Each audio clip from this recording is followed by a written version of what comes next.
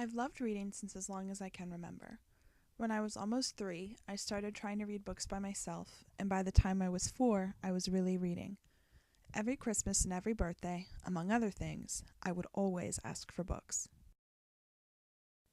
I remember reading all of the Madeline books in the big chair in the corner of my bedroom. My sister and I would sit on either side of my mom while she read to us before bed. I was about 2 years old when my parents first started reading the Madeline books to me. I absolutely loved reading Madeline, and I enjoyed all of the other Madeline books by Ludwig Bemelmans. The original Madeline was my favorite book. I memorized all the words until I could recite them while turning the pages. Later on, when I was 3 or 4, I was truly able to read it all by myself. In fact, I love Madeline so much that I dressed up as her for Halloween 2 years in a row. When I read this story, I felt very secure and content. I distinctly remember looking at the illustrations of the old house in Paris covered in vines, and the 12 little girls in 2 straight lines. I think I appreciated how orderly everything was in Madeline's world. I fondly remember reading the opening lines of the story.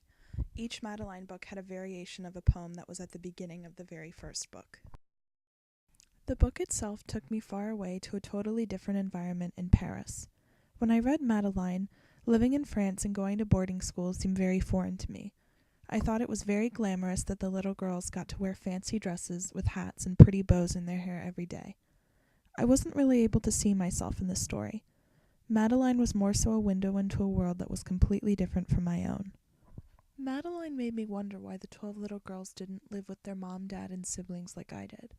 When I read this as a child, I wondered if the little girls ever missed their families like I would if I was away. When I was little, I was pretty different from Madeline. I was a shy girl, and I liked to sit quietly and read books or play with my dolls.